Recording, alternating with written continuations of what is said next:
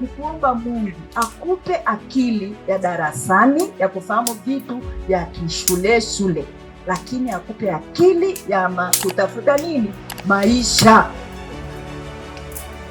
Vijana wa siku za leo, mahusiano na ndoa zao zimelalia sana katika upande wa hisia, sio kusudi la ndoa au maisha.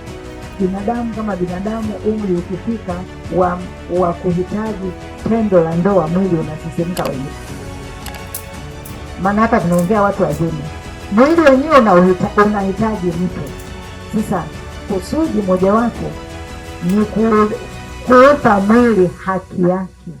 Kijana, unamuona mtoto wa kike yuko mbele yako, anatembea, akitembea anatukana, pumbavu, acha, shenzi, nyati, yaani hapa tu, kwa kuwa macho yako yametumwa kihisia, tayari wewe umeshampeleka ndani kwamba amekuwa ni mama wa watoto wako, na hapo tayari ndoa imezaliwa.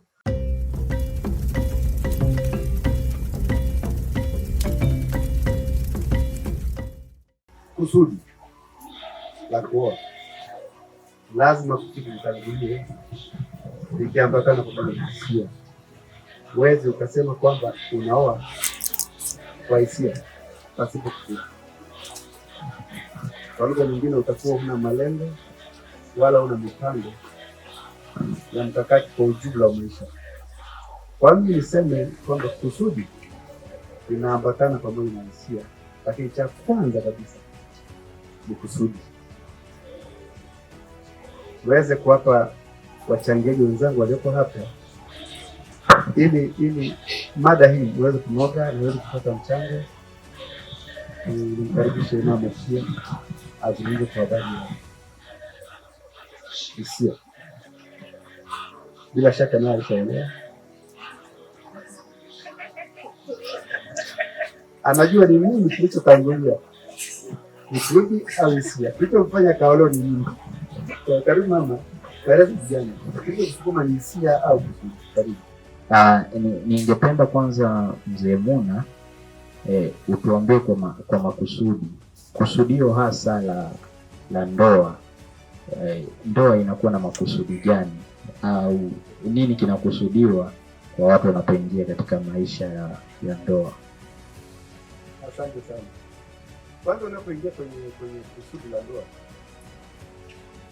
moja kwa moja kusudi hilo likupeleka kwamba unakwenda kuingia kwenye majukumu ya kifamilia pamoja na hisia zako na nini, lakini kusudi kubwa la ndoa ni majukumu ya kuikuza familia na hata pia jamii iliyo karibu na wewe.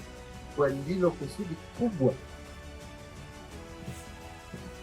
la kuoa. Acha mengine, kusudi kubwa la ndoa ni majukumu,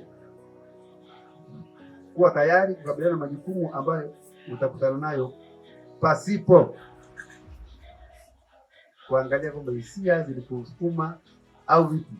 Kwa kusudi kubwa ni kujipanga kwa majukumu yaliyoko mbele yako, ili kutengeneza familia iliyo bora na jamii iliyo bora, niweze kutambua kwamba huyu mtu ana makusudi na hakikurupuka kwa hisia. Asante sana. Sawa. Karibu sana Mama Muna. Kama ambavyo tumeambiwa, utatuambia kwa nini wewe uliamua ama kwa nini uliingia kwenye maisha ya ndoa, kipi kilikusababisha ukafikia kwenye maisha haya. Karibu sana Mama.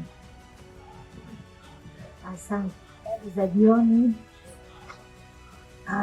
Kwa mada hii mimi ninachokiona, kusudi linatangulia, na hili kusudi unakusudia nini unapoingia kwenye ndoa? Cha kwanza, kama Biblia inavyosema au kama vitabu vya Mwenyezi Mungu vinavyosema, si vema mtu aishi peke yake.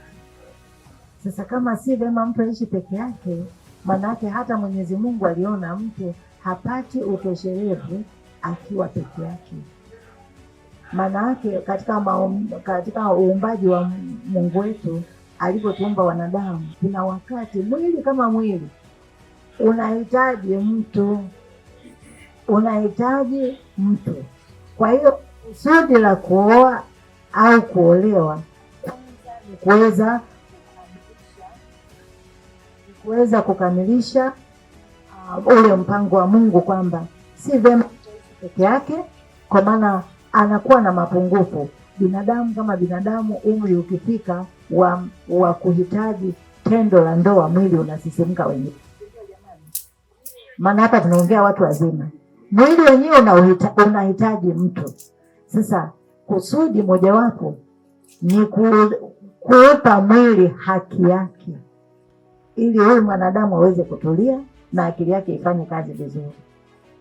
Na vitabu vya Mwenyezi Mungu vinazungumza hayo, kwa sababu huyu Mungu anatambua kabisa kwamba mwanadamu asipokuwa na mwenzake lazima atakosea tu, na ndio tunakuta watu wanaangukia kwenye zinaa, sijui uasherati na mambo kadha wa kadha. Ni kwa sababu tu hawajatimiza kusudi la kuwa na mwenzake. Kusudi la kwanza ni kuweza kuupa mwili haki yake, ili huyu mtu asiwe mtenda dhambi au asiwe mwovu. Baada ya hapo mtu anaanza kutafakari, sasa ni nani anayenifaa au ni nani atakayeweza kunisaidia huyu mwili wangu kae sawa. Ndipo tunarudi sasa, hisia na kusudi vinaenda pamoja. Mtu hawezi kuingia kwenye ndoa kama hakuna hisia yoyote ndani ya akili yake na mwili wake ya kumpenda mtu au ya kuvutiwa kwamba niwe na huyo mtu. Hata mimi na huyu mzee, manake ninapokubali kuolewa naye nilitimiza kusudi langu, na vile vile nikapata hisia kwake, hisia ya nikajikuta nafurahia kuwa pamoja naye. Hilo ndio kusudi. Na kusudi lingine pia la mtu kuingia kwenye ndoa ni kujipatia familia, kwamba Mungu alivyoweka, lazima mtu kuna wakati anatamani awe na utawala wake, anatamani awe na familia yake. Yaani bila kuambiwa na mtu, anajikuta yeye mwenyewe anatamani kujitegemea, anatamani ajitawale. Kwa hiyo kusudi la pili ni mtu kujipatia familia, apate familia, apate heshima yake kama mwanadamu, apate heshima yake kama mama, kama baba. Hata mtu akifika miaka, yani akivuka kile kipindi, huwa anakosa amani. Hata sipozungumza anajihisi, na maana mimi nina dosari gani? Kuna wenzangu wana jumba zao, kuna wenzangu wana waume zao, wenzangu wana wake zao, kwani mimi nikoje? Na ili ujue kwamba hili kusudi ni la muhimu kwa mwanadamu, unaona lazima huyu mtu huwa akili haikai sawa. Vijana lazima anakuwa na stress, kwa sababu hajaupa mwili haki yake, na bado saikolojia ya kujitawala inamsumbua akilini. Mimi nimekosa nini kwa Mungu? Inakataliwa, hakuna mtu anayesema halo, hakuna mtu ambaye anapata hisia kwa ajili yangu. Na mambo ndivyo yalivyo, hisia na kusudi vinaenda pamoja. Asante. Mama, ningetamani kidogo uwaambie vijana vichochezi vya kihisia, kwa sababu yapo maisha ambayo vijana wanavutiwa nayo. Vijana wa kiume wanataka mwanamke mwenye muonekano fulani, wengine watasema mwembamba, wengine mnene, na vijana wa kike wataangalia kijana awe mrefu, wengine wanakwambia mrefu mweusi. Si watu weupe tumepata tabu sana miaka ya hivi karibuni, awe mrefu mweusi. Hizi hisia za namna hii kwa binadamu zinasaidia labda kwenda kujenga maisha ya ndoa ambazo tunakuwa tunazihitaji ama tunakuwa nazo? Naam, ni kweli kabisa. Hisia zina ushawishi mkubwa wa mtu kuingia kwenye ndoa na kudumu kwenye ndoa. Kila mtu kwa jinsi alivyoumbwa ana matamanio yake katika akili yake. Mwingine anatamani kama nilivyosema pisikali fulani na hali fulani na nini, lakini ukishaona kwamba wewe umevutiwa na au hisia zako zimekupeleka kupenda au kupenda watu wa namna fulani, bila shaka kuna jitihada unayofanya kukutana nao, na wewe unayekutwa sasa ukagundua mtu fulani hapo, vitu hivi bwana, unakuta automatic yule ambaye ni wa ukweli amekupenda na wewe unajikuta unampenda.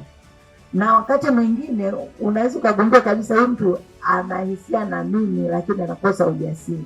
So kuna vitu ambavyo unaanza kuangalia, yawezekana mtu hisia zake zinalenga kwangu, nini anavutiwa.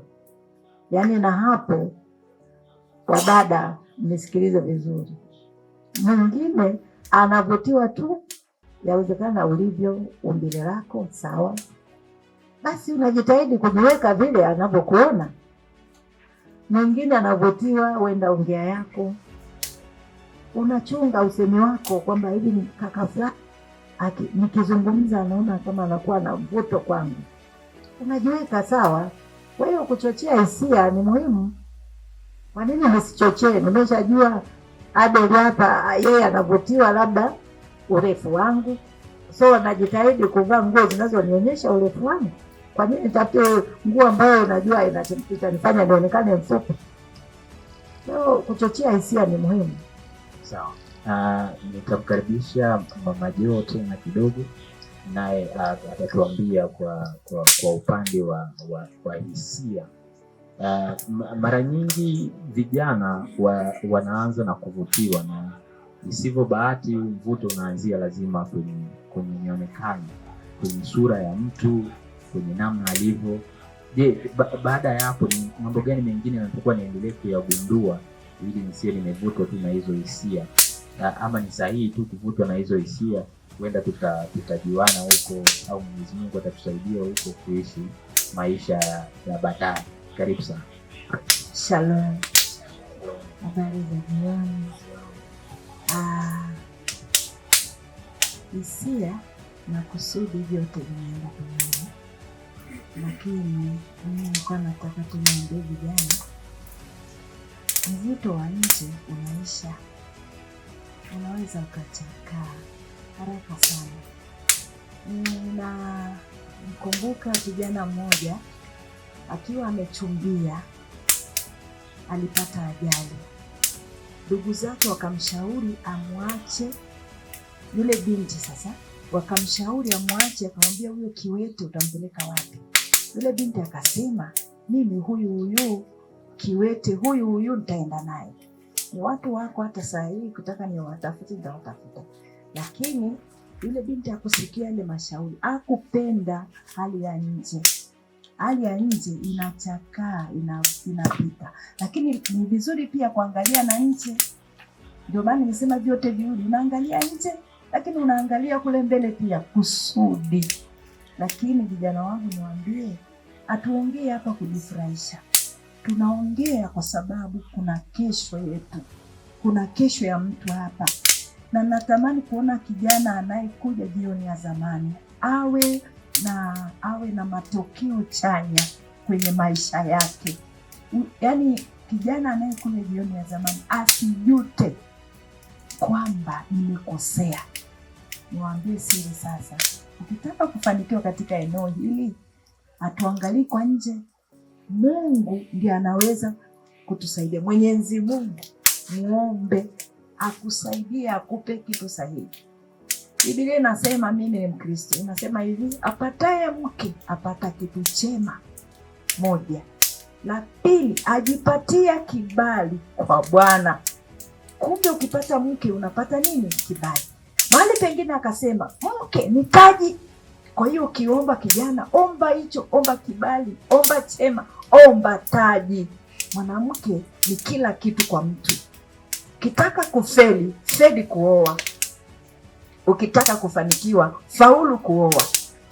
Mambo yatanyooka hivi. Wakati mwingine usifikiri kwamba unavyomuona atakuwa hivyo hivyo. saa zingine anaweza akawa mwanaume kijana anaficha mambo yake ya siri, lakini uhalisia wa maisha haufichwi, lazima uonekane tu dhahiri mbele ya safari.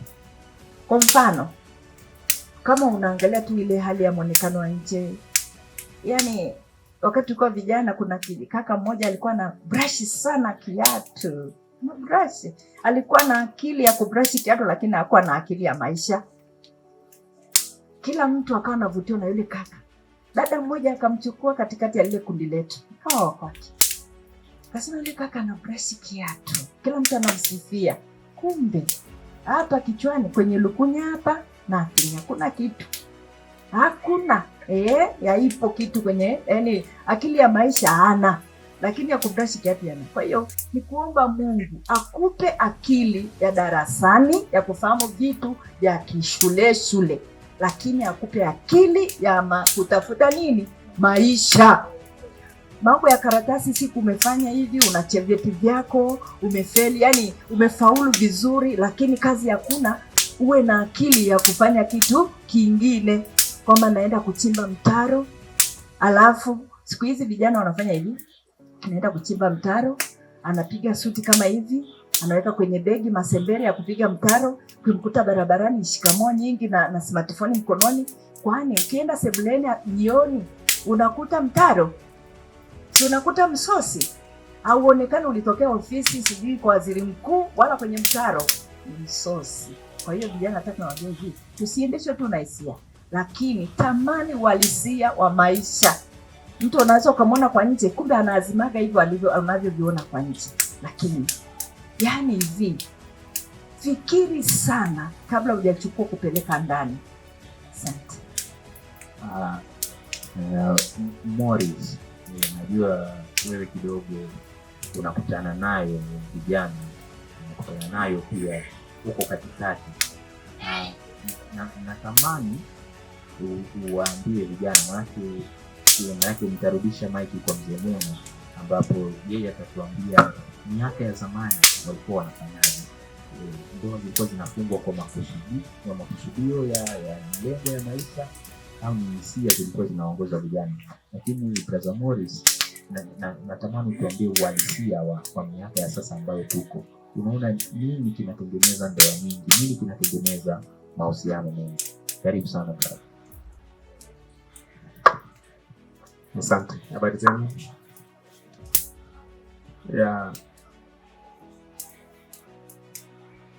Katika siku za usoni ni nini kinachotengeneza ndoa? Umesema ndoa na mahusiano yote, maanake hata ndoa na yenyewe si mahusiano, ndoa ina mahusiano. Ndoa ni zao la mahusiano. Sawa.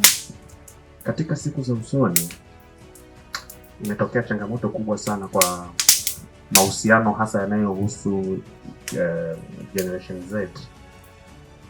Maana ndizo experience kubwa ambazo tunaziona katika siku za usoni, na vijana wa siku za leo, mahusiano na ndoa zao zimelalia sana katika upande wa hisia, sio kusudi la ndoa au maisha. Wanalala sana katika upande wa hisia. Ikiwa na maana gani? Kwanza, tunapoongelea hisia katika muktadha huu wa somo letu, yani ya mada yetu kwa siku hii ya leo, natamani tuiweke katika context ya kwamba kila mmoja afahamu kwamba hisia ni kama spark. Nilikuwa namuona kaka alikuwa anawasha moto hapo, kaka Benja. Kaka anawasha moto, alitumia kiberiti. Kile kiberiti kilizalisha spark ambazo mwisho wa siku zilileta ule moto, lakini kwa kuzingatia ile spark ya mwanzo kwamba haikuwa na nguvu, alizingira kwa mkono, akafunika kile kichwa cha kiberiti cha njiti, kwamba hata kama kutatokea tone la upepo basi usipulize kile kiberiti, ile spark yake ikapoteza mwelekeo. Sasa hisia pia iko hivyo, ni ile spark. Kijana, unamuona mtoto wa kike yuko mbele yako anatembea, akitembea anatukana, pumbavu, acha, shenzi, niache. Yaani hapa tu, kwa kuwa macho yako yametumwa kihisia, tayari wewe umeshampeleka ndani kwamba amekuwa ni mama wa watoto wako, na hapo tayari ndoa imezaliwa. Hujui anaitwa nani, ni kabila gani, anaishi wapi, kwao ni yuko katika yani hujui chochote. Tayari wewe umeshapigia jibu mstari kwamba this is the real wife of mine. Umeshafika kwenye conclusion. Hujajua kama hata ukimsalimia atakujibu. Je, yuko single? Yaani kuna maswali mengi sana ambayo unakuta bado hujajijibu, lakini wewe tayari umeshapigia jibu mstari kwamba huyu ndiye mke wangu. Kwa hiyo hisia imetawala vitu vingi.